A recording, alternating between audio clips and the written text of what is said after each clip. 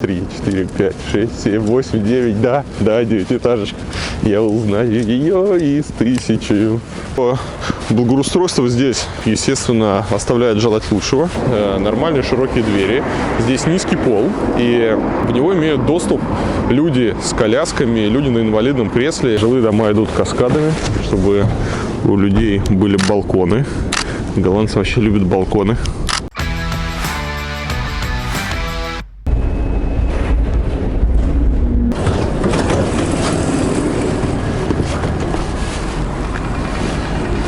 Все, мы с вами приехали на окраину Амстердама. Сейчас будем смотреть, как выглядят местные, если так можно сказать, спальные районы. Застройка 60-х годов. Совершенно не такая, как в центре. И многие, увидев такие фотографии, никогда бы даже не подумали, что это у нас Амстердам. И, кстати, обратите внимание на обозначение пешеходного перехода. Пешеходный переход не выделен зеброй, здесь не рисуют полосок, а просто рисуют пунктир. Примерно такое же обозначение пешеходных переходов можно увидеть в Германии, в Англии. Все почему? Потому что на пешеходном переходе нужно выделять не переход, а нужно выделять пешехода. Более того, такая вот пестрая разметка, которую делают в России, такая ярко-желто-белая, она, наоборот, отвлекает водителей от пешехода, и пешеход, попавший на эту яркую разметку, он теряется. Значит, мы оказались вот в таком вот микрорайончике. Посмотрите, как круто сделаны все дорожки, сколько видов мощения, сколько разного кирпича используется. То есть здесь для парковки один кирпич, на дороге для проезда другой кирпич. При этом, если так посмотреть, видно, что дорога, она идет таким вот уклоном, чтобы вода сразу стекала. И, конечно же, есть вот такие желобки и решетки ливнестока во дворе, что большая редкость, потому что в России не часто встретишь даже на основных улицах ливневую канализацию, а во дворах уж тем более.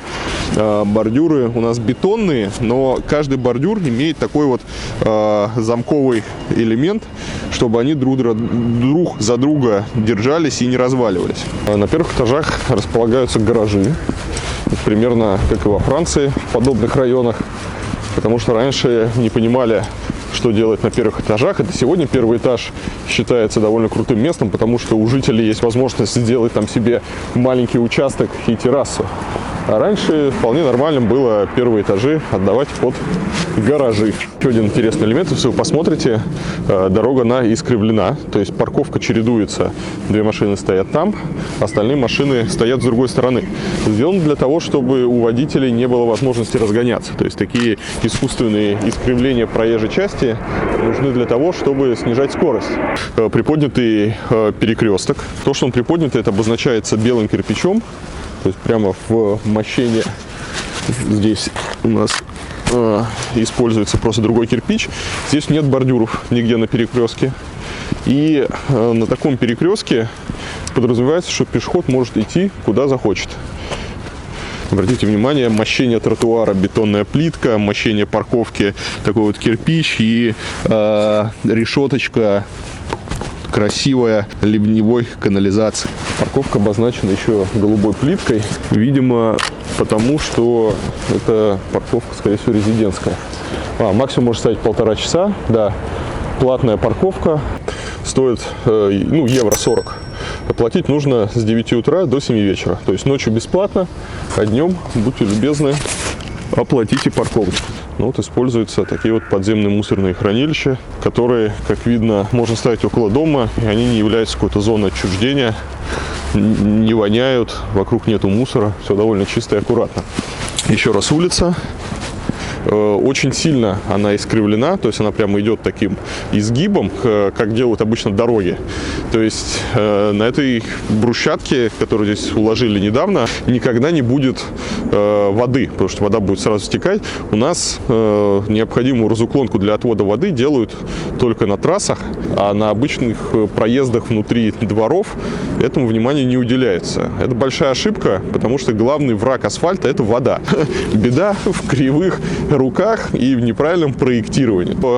Благоустройство здесь естественно, оставляет желать лучшего. То есть много косяков, на которые я могу обращать внимание. Например, ну, конечно, нельзя делать открытый грунт, потому что открытый грунт – это грязь, это пыль. Ничего хорошего от этого не будет, но из плюсов можно отметить, что, посмотрите, дорожки, они делают выше уровня земли, нет никаких бордюров. И опять же, дорожка идет с изгибом, чтобы вода с этой плитки быстро уходила в землю. Вот, не оставалось, поэтому эта дорожка будет долговечной. Листья они не убирают, потому что листья нужно убирать с газонов, а с травы листья убирать не нужно. 3, 4, 5, 6, 7, 8, 9, да, девятиэтажечка. Я узнаю ее из 1000.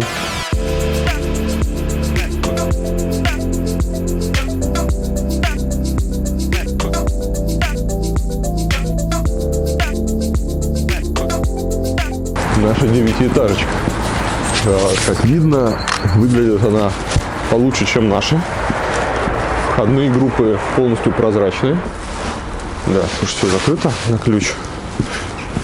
Сейчас, конечно, подобное жилье уже никто не делает, потому что поняли, что подобное жилье сегодня не может быть комфортным. Как бы хорошо вы этот дом не сделали, какие бы классные материалы вы не использовали, но сам формат такого жилья не подразумевает комфортного проживания. Архитекторы 60-х, 70-х годов искали в этом какое-то будущее для жилой застройки, экспериментировали. И вот в это самое время мы разошлись. Наши пути с Европой, они разошлись, потому что Европа поняла, что этот путь тупиковый, и от него отказалась.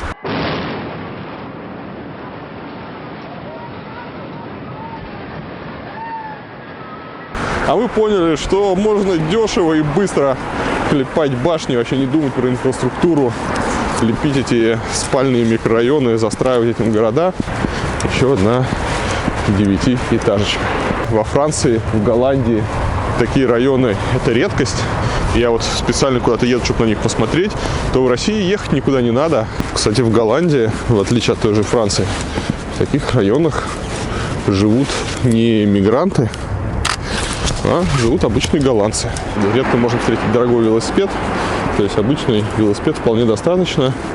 Вызвано тем, что воруют. Рано или поздно все равно кто-нибудь его дернет. А вот здесь такой интересный прием. При выезде на основную дорогу, вот это уже, видите, улица, крупный перекресток, дорога заканчивается, начинается подъем, и здесь уже мощение, как на тротуаре. То есть здесь водитель, он сначала переезжает кусочек тротуара, потом он переезжает велодорожку, это велодорожка, и только потом попадает на дорогу.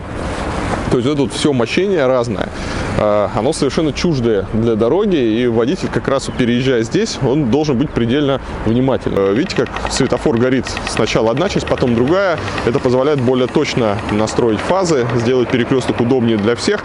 И для пешехода главное безопасно, потому что вы сначала переходите одну часть дороги, потом смотрите по сторонам, переходите другую. Вот.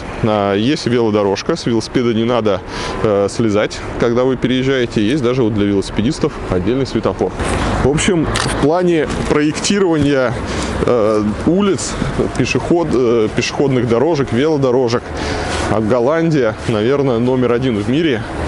Поэтому сюда можно просто приезжать, гулять вот по таким окраинам, смотреть и наслаждаться, как они все делают. Здесь они начали возвращаться к все-таки идее квартала, когда здания формируют довольно плотные кварталы, и внутри появляется двор, появляется приватное пространство у жильцов. Плюс уже идут такие отсылки к традиционной архитектуре, скатные крыши, входные группы вон прозрачные. Угу. Обычный двор, парковка с небольшой детской площадочкой. Чего особо выдающегося нету. Из интересного, наверное, можно отметить лишь столы, лавочки со столами. Их, кстати, как вы успели, может быть, заметить по моим видео, делают во всем мире, кроме России. Непонятно, почему в России такие лавочки не делают. 10, 11, 12, 13, 14. 14 уже этажки с такими галереями. Между ними, конечно же, пустыри. Ну, в данном случае газоны какие-то с деревьями, еще что-то. Но, как и всегда, в микрорайонной застройке никак это использоваться не может. Это совершенно бесполезная территория. Сам тип застройки – это, конечно, страх и ужас. Здесь у нас начались пятиэтажечки. Видите, бесконечные. Вот видно, совершенно такой не голландский вид.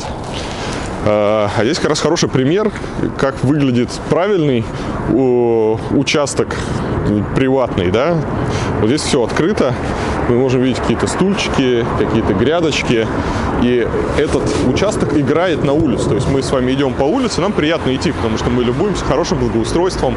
Это создает такое ощущение безопасности, потому что все открыто. Здесь люди могут сидеть на этих стульчиках, особенно вечером, и это круто. То есть по этой улице сразу становится вот приятно идти гулять. А вот здесь вот люди отгородились забором. И, конечно, ничего хорошего эта улица не дает. На мой взгляд, если людям передается вот территория около дома, они не должны ее отгораживать заборами. У нас тут автобусная остановка и крупный перекресток. Вот. И чтобы перед ним машины снижали трафик, у нас появляется здесь лежачий полицейский, чтобы никто не разгонялся. Также появляется у нас разделительная полоса по центру. Все это дело сужается. Видите, происходит такое сужение, и машина вот вынуждена сбавлять скорость до 20 км в час. В спальных районах, отдаленных, не самых дорогих, у нас есть электрозарядки. Маршрутки в городе быть могут, ну, в том понимании. Точнее, это не маршрутки, это вот такие вот микроавтобусы. Разница в том, что, во-первых, этот микроавтобус, он является частью городской системы транспорта. Он ходит по понятному маршруту, у него есть номер, и он интегрирован в сеть, городскую сеть транспорта. Нормальные широкие двери, здесь низкий пол, и в него имеют доступ люди с колясками, люди на инвалидном кресле. В половине салона нет сидений, зато есть такие вот там откидные места для инвалидов. Может ездить человек с багажом, может ездить женщина с коляской с ребенком. Как и автобус, как и трамвай, этот микроавтобус, он доступен всем пассажирам. Кроме того, он обязательно принимает все те же билеты, что и у вас принимает общественный транспорт. Основной недостаток маршрутных такси, которые есть в нашем городе, то, что они начинают конкурировать с классическим общественным транспортом. То есть, где у нас уместен микроавтобус? На низкозагруженных маршрутах. Например, вот на таких окраинах Амстердама, как здесь, где очень маленький пассажиропоток, где нету столько людей. И сюда как раз, чтобы сеть была более разветвленная, можно пускать такие вот микроавтобусы. В России эти микроавтобусы, их отдают частникам, и им невыгодно работать на отдаленных маршрутах. Что они делают? Они тут, наоборот, самые загруженные, и они начинают конкурировать с классическим общественным транспортом. Десятки маршруток выстраиваются в пробки, они забивают всю улицу, и ничего не едет, никто не едет. Это большая проблема. Мы с вами уже покидаем все эти районы, и сейчас подходим к офисам. Мы дошли, собственно, до делового района, где находятся офисы различных компаний. Поскольку сегодня воскресенье, здесь очень мало людей. Здесь уже застройка очень плотная, земля дорогая, офисы располагаются компактно. Вот выходы из первых этажей, у кого есть. Нету вообще ни квадратного метра неиспользуемой земли. То есть, если вот придомовая территория, то она полностью отдается жильцам вот этой вот квартиры 44-й. То есть, это вот их площадка. Они здесь не могут поставить забор, то есть, только вот кустики. И здесь они могут делать все, что угодно. И они отвечают за часть благоустройства, которая будет радовать глаз остальных жильцов. А это такие дренажные бассейны, если это можно так назвать. То есть сюда во время дождя стекает вода и потом уходит отсюда в ливневую канализацию. Жилые дома идут каскадами, чтобы у людей были балконы. Голландцы вообще любят балконы. Никому даже в голову не придет балкон стеклить, как у нас. А здесь, смотрите, красивый дом, все балконы открыты. Опять же, обратите внимание, как сделан переход через дорогу. Нету зебры. Зато есть такие вот бетонные круги, которые сужают полосу, заставляя водителя притормаживать. Жилые дома здесь довольно высокие. И на этом месте читатель, зритель моего канала обычно начинает писать в комментариях: ну вот ты же говорил, что высокие дома быть не могут, что жилая застройка должна быть малоэтажной. И здесь нужно пояснить важный момент. Жилая застройка действительно должна быть малой и средней этажности. Но это не значит, что мы не можем построить 25-этажный дом. Вопрос исключительно в том, какая средняя этажность у вас в квартале. Имеют повышенную этажность, то в этом принципиально ничего страшного нету. В данном случае то многоэтажное здание, оно может существовать, потому что сам квартал вокруг него, он имеет среднюю этажность, там 6-7 этажей, у них нормальный двор, но вот как доминанта с одной стороны используется башня. Интересная какая-то велопарковка вертикальная. Получается такое велосипедное дерево. Ага. Да, сюда ставишь велосипед. Вот так вот. Не очень понятно, зачем там солнечная батарея наверху. Ну ладно. Все закрыто, людей нет. Это, кстати, большой минус вот таких вот офисных районов, так же, как и спальных.